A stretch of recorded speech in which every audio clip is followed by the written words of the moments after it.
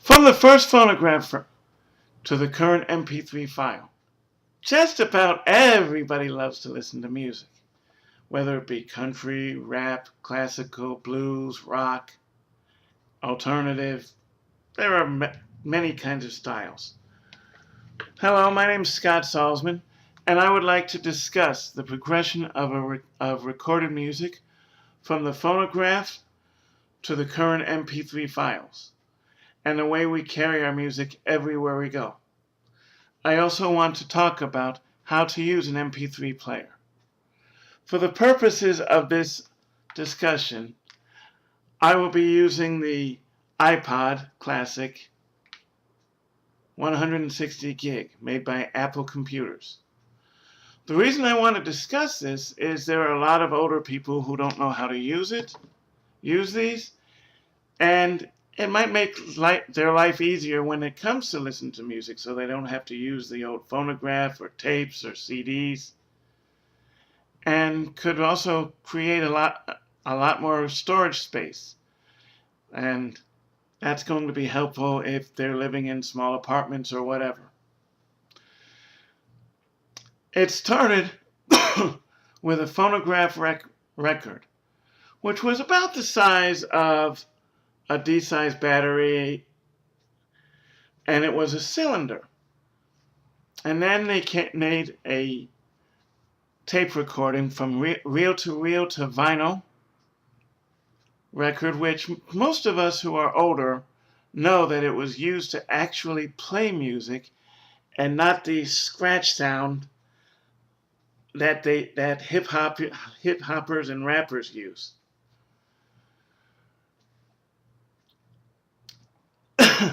Then they came out with 8-track cassettes and a cassette tape.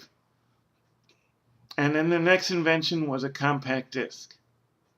And now we've moved to MP3 files, which you store on computers or players like the iPod. Each of these progressively have gotten smaller and smaller and easier to use. And they're all great in their own right. Some people would argue that the original record is best because it has the best quality, but the problem with records is they can scratch with the needle that's used to play them.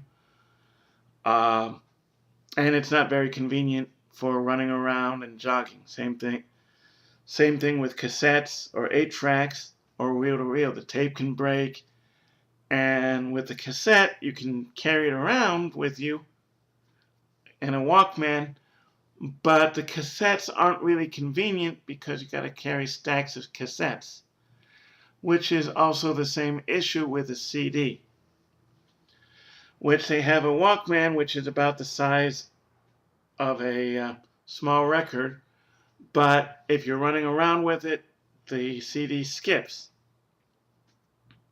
And now comes the MP3. This is really convenient because you can download electronic files into devices like this or the Nano, which holds 600 and some odd songs to 1,000 songs. And they're very convenient, very easy to use. Now that I've discussed the progression and the differences of it, I would like to show how to operate these. What you're going to first need to do is you're going to need to go online and download a program in which to store your music. For the purposes of iPods, they require mostly that you use their product called iTunes, which you download the program and it installs all the music you already have on your computer and formats it into the MP3 or MP4 files. Once you do that, you use a cord that comes with it and plug it into the computer, and that loads all the music into your iPod. Now what you're going to do then You also have the option of installing your CDs into your computer.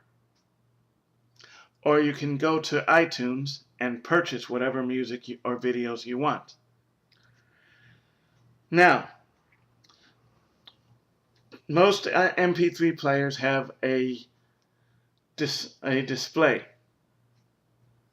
a LCD display, which shows the music you're going to play, the list of musics, songs, artists, albums you have.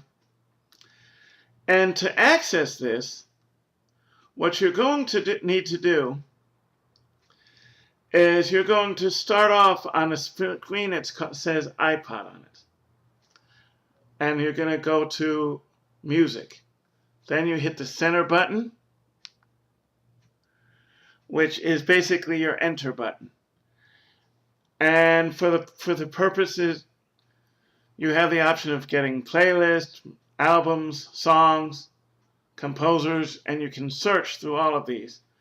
But to make it simple, you can just click on Artist and then highlight it and click on the center button.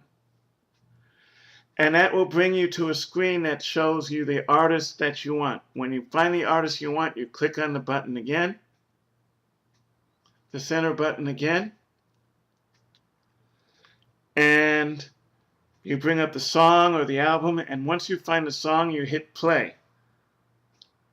If you want to go back, you will hit this arrow on the left or the right. On your left, it brings you back. On your right, it brings you forward. To turn up the volume up and down, you will roll your finger on the circle until it goes up or down. To go back to the previous screen, you hit the top button which says Menu. And then once you find what you want, you just hit play and put the earphones into your ear, and it's very simple.